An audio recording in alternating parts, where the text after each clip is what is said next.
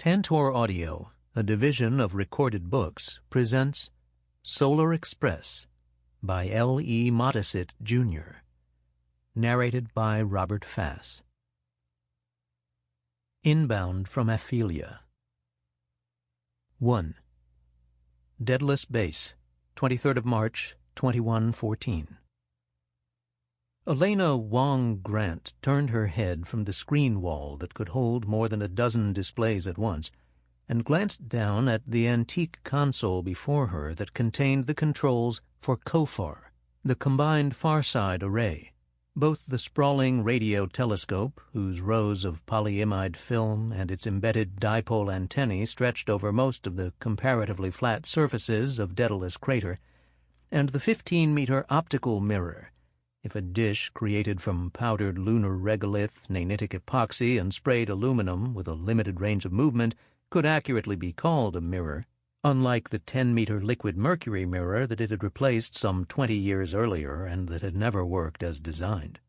While those were the main components, COFAR also had separate dedicated full-spectrum solar optical array, as well as the requisite spectrographic and interferometry capabilities. Dr. Wong Grant, image processing is completed for sectors 4 through 7, with complete comparison to February 19th. The AI's voice was a pleasant baritone, one of the first changes Alayna had made after arriving at Daedalus. Luis had programmed the AI with what he must have thought was a sexy and husky alto that had grated on Alayna's nerves with every word uttered. He'd also called the AI Marcelina. She'd shortened it to Marcel. "Thank you, Marcel." Her words were not quite perfunctory as she scanned the messages that had piled up while she'd slept.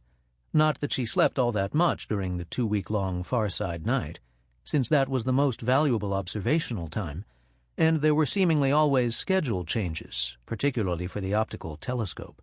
With the heavier usage, then, there were also always minor maintenance problems, and given the charges users incurred for every minute of observational time, and the precarious financial position of the Farside Foundation, sleep came second to accommodating schedule changes and getting the comparatively few repairs made. Her eyes continued to travel down the message queue, although she knew that Marcel would have awakened her earlier had there been anything truly urgent. The heading on the next message stopped her. BSF, Basic Science Foundation. Should you open it? With a wry smile, she touched the console screen, another antique, dating from before neural headsets, or implants for those who could afford them. Dr. Wong Grant, BSF has not received your latest semi-monthly report. Missent? Or are you behind on maintenance? The authentication was that of someone she'd never heard of, doubtless another underpaid postdoc working for anything that had a vaguely scientific aura to its name or operations. She checked the calendar. Shit! Marcel, clearly deciding that comment was not required, remained silent. The last thing Alayna needed was to antagonize BSF, since they were the ones paying half her stipend.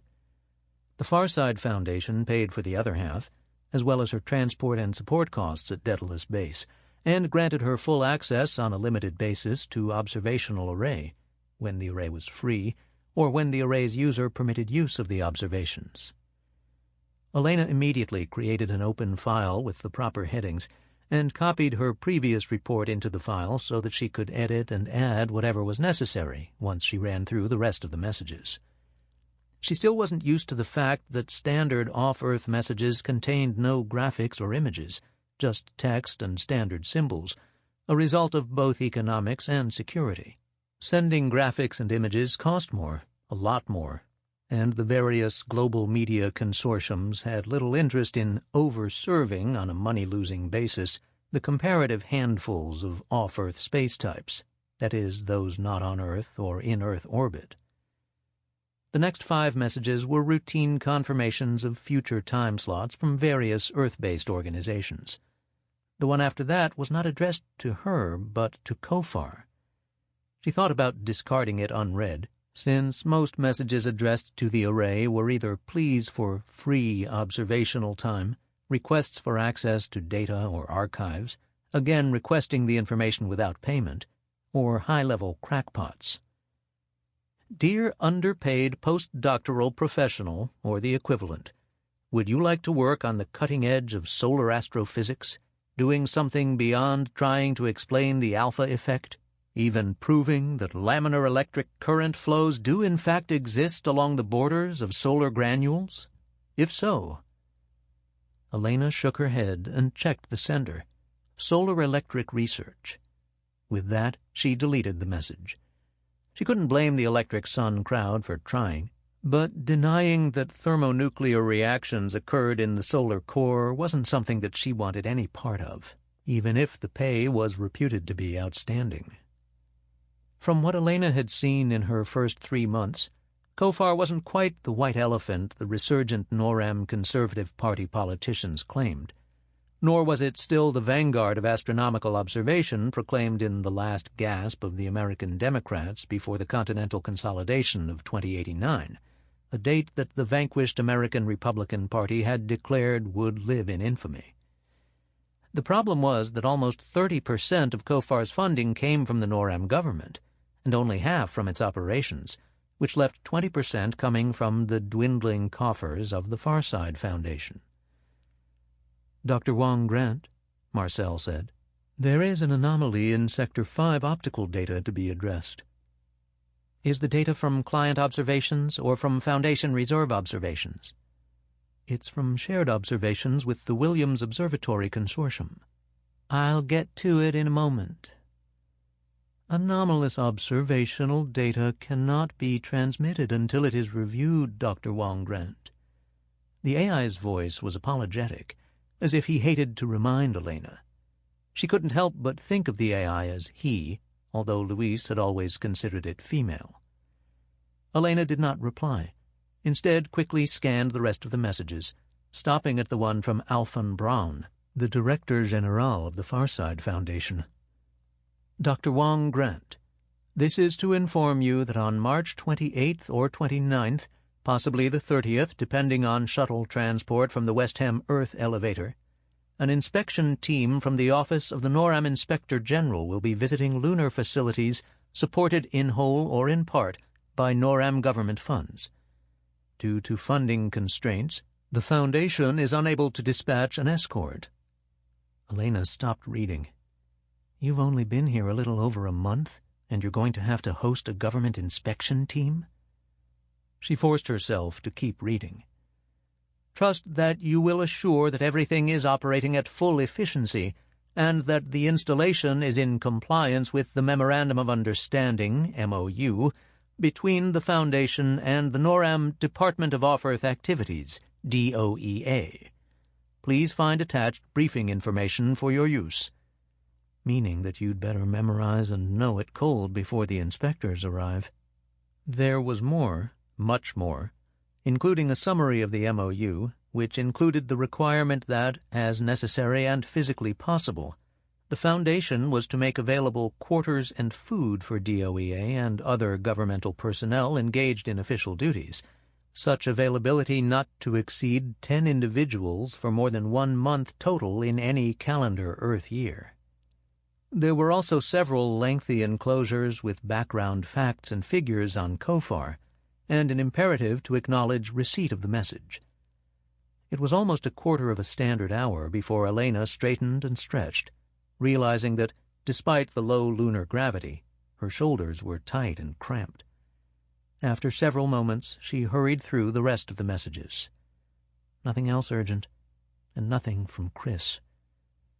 Then she straightened and took a swallow from the bottle that held lukewarm tea, before saying, "Display the anomaly and explain."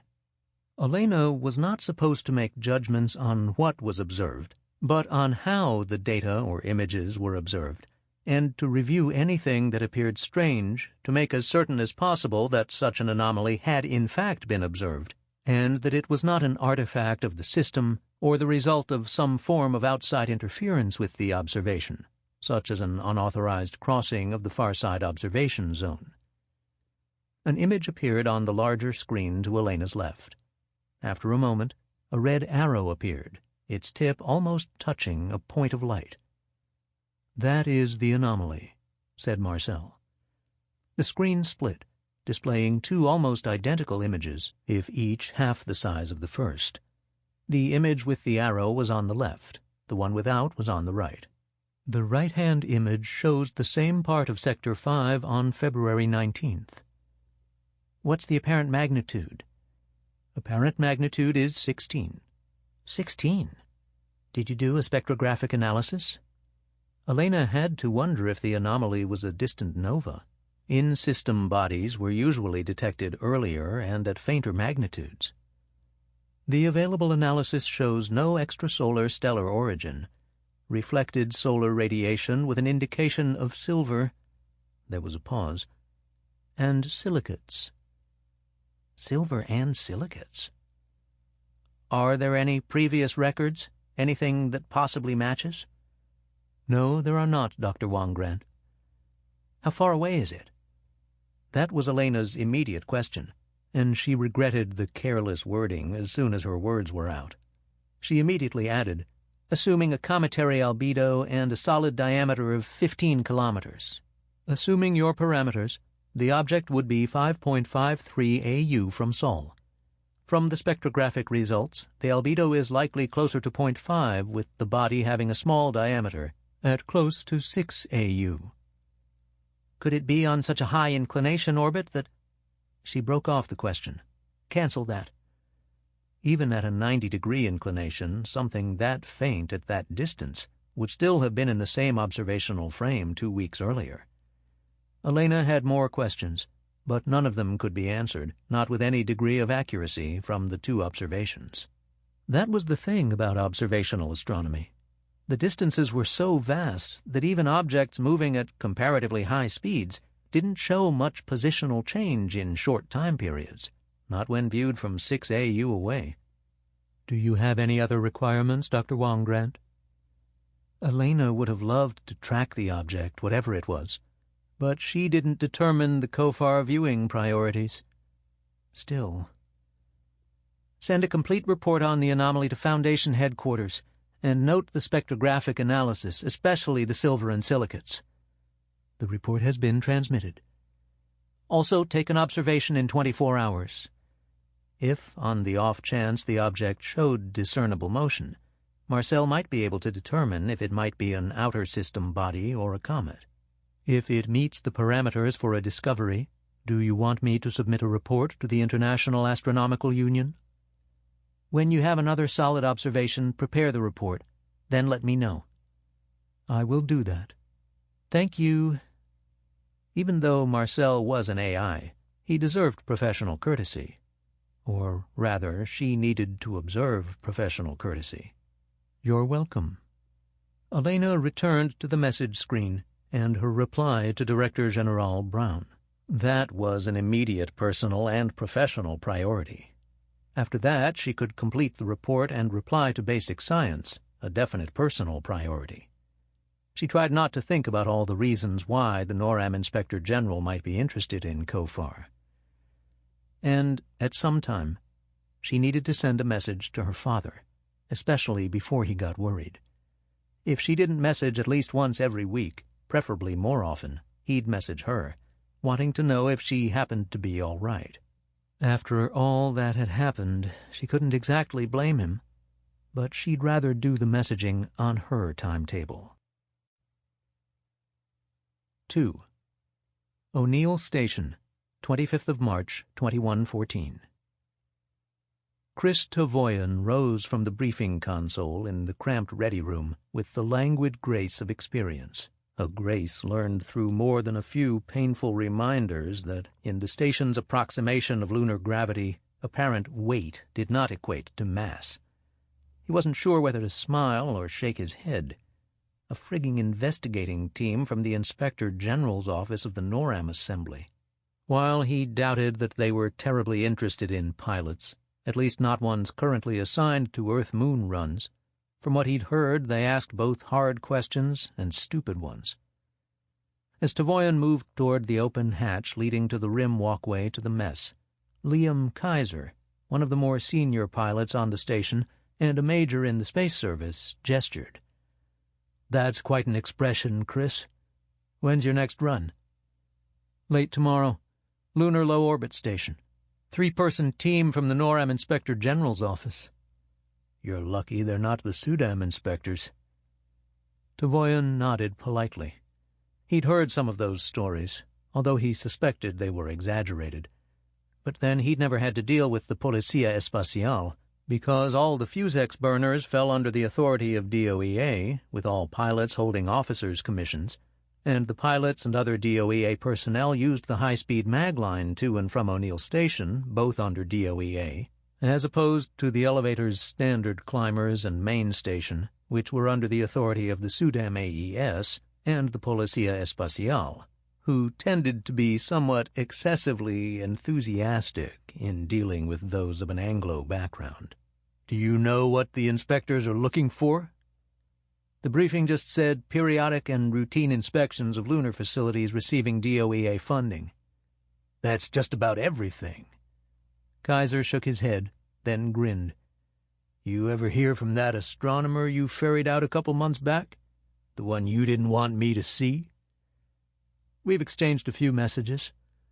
More than a few, but Tavoyan wasn't about to admit that. "I'm not getting to Farside any time soon, and she won't be leaving there until her tour is up." "Anyone sent to Farside doesn't do tours. They're one and done to avoid the rad limits. Cheap, highly educated labor." "They're almost completely shielded at Farside, and at most of the lunar bases." "Still cheaper that way. She wasn't bad-looking." "She also wasn't interested in anything short-term. She made that very clear." Tavoyan grinned. "If you think otherwise, you could always look her up." "I'm not headed that way.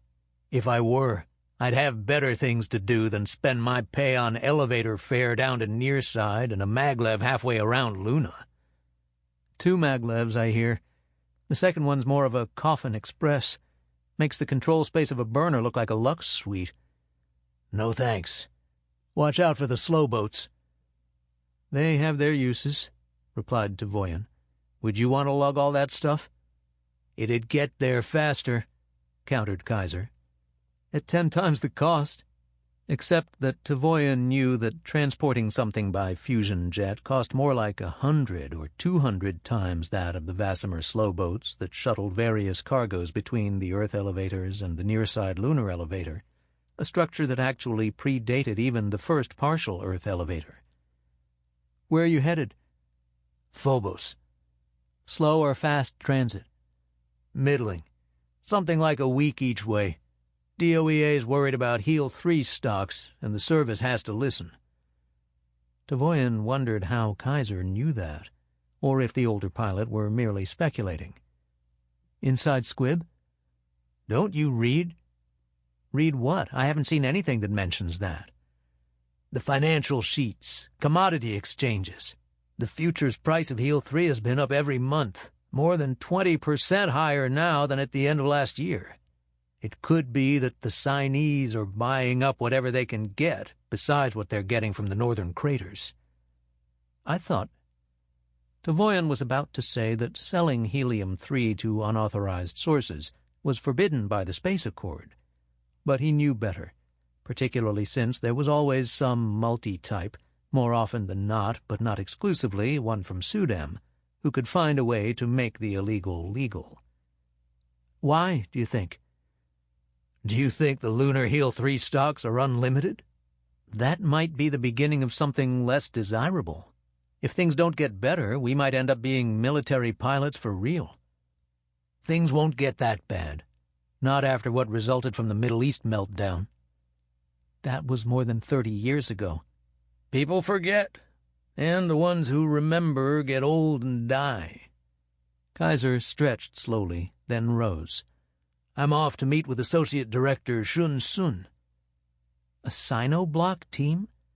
Why are they using a NORAM burner? The Sinese burners are almost as fast as ours, if not faster." "It's a joint NORAM-Sinese investigation team. Shun Sun is the head of the NORAM side." "About the nanotech meltdown?" "Your guess is as good as mine. I was told not to ask anything about their mission, and no one's saying. Good luck. When do you break orbit? Early tomorrow, after the last Sinese arrives. Kaiser moved toward the briefing console that Tavoyan had left. As he left the briefing area, Tavoyan wondered if he'd ever be as cynical as the older pilot, or if Kaiser had just been born that way.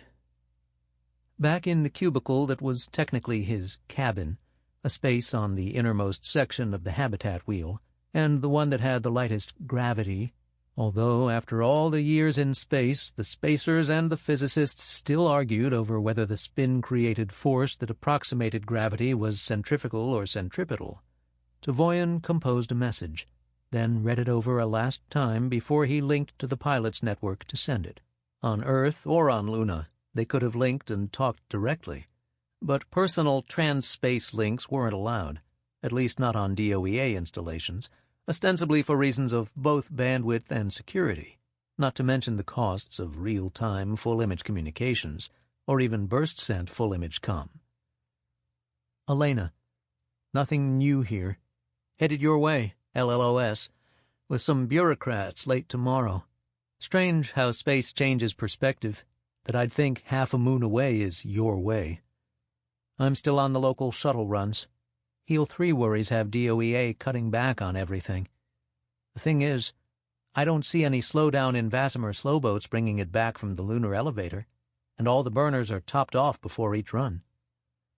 The good thing about shuttle runs is I get hours and experience with lower rads, and that means I can keep piloting longer, and higher pay. Maybe I'll even make major one of these days. Exploration or equipment refit runs in Cis from Earth pile on the rads. Hazpay doesn't really compensate for that. But then, after a while, shuttle runs, well, they're all the same, or close to it. From what you've said, you've actually got a wider range of duties than most pilots. You've got to be astronomer, maintenance tech, ground transporter for that maintenance, cook, and chief bottle washer. All I have to do is deliver passengers and high-priority cargo and not damage anything in the process. Still don't understand why there aren't two of you there. He paused. She'd said something about that there was a mining base south of the crater and that was deemed close enough for backup. He smiled ironically. It wasn't as though he had any real backup once he lit off a burner. He glanced back at the text. I never asked you. Do you get any breaks? If you do, where can you go? Oh, I'm attaching that political book I told you about. I'd like your thoughts on what he has to say, especially the second paragraph on page 37, if and when you have a moment to read and think.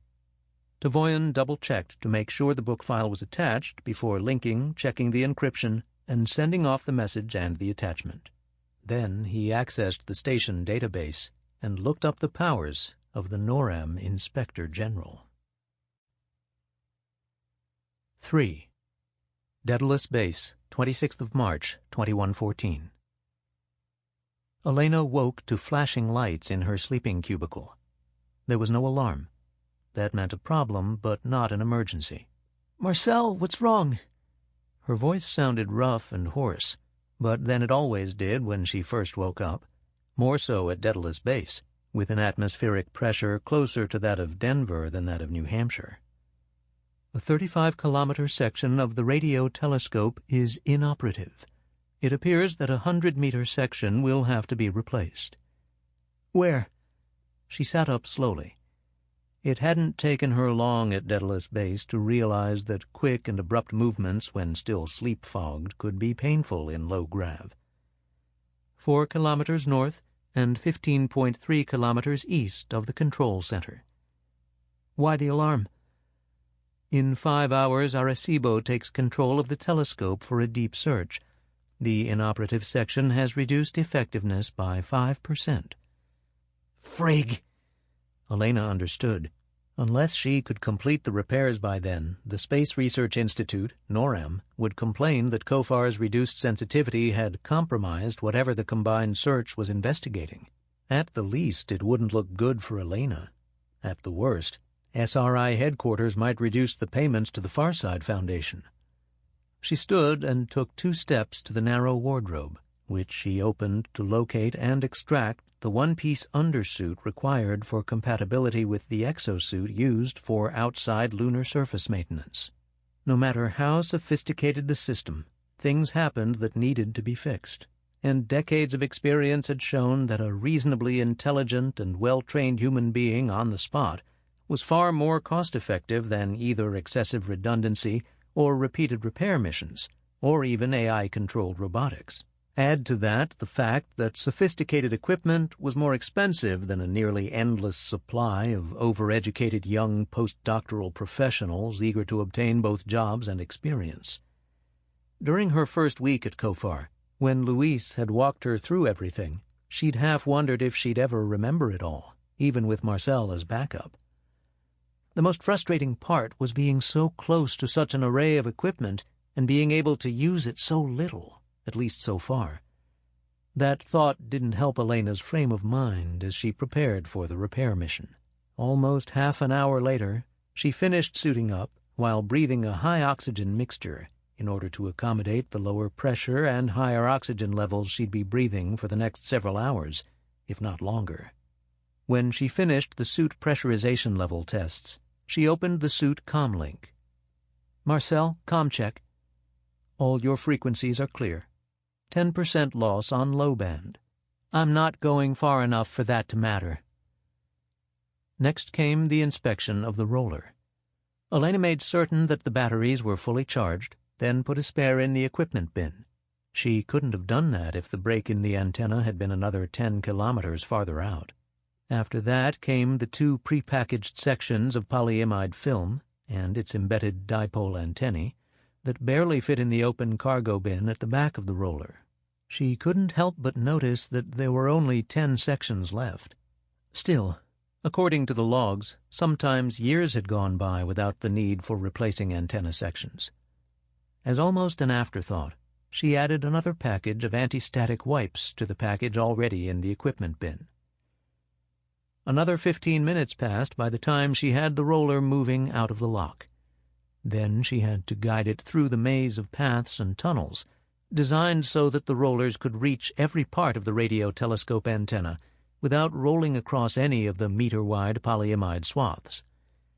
Physically replacing the polyimide film would always require some travel, since the rows stretched 50 kilometers in each direction. But going just 15 wasn't as bad as it could have been. Then, if the damage had been at 49 kilometers, the reduction in antenna effectiveness would have been minuscule, unlike the 5% reduction that Marcel had reported. The big problem was that replacing 100 meters of damaged film was going to be a chore, especially since Alayna had only done one replacement of 50 meters, and that had been of aging polyimide close to the COFAR control center, and had almost been a practice repair, close as it had been to the base center. Almost 40 minutes later, she slowed the roller to a stop. From where she sat on the open vehicle, she couldn't see any damage. "There's no obvious impact, Marcel. Where does the damaged section start?" Section 15.3.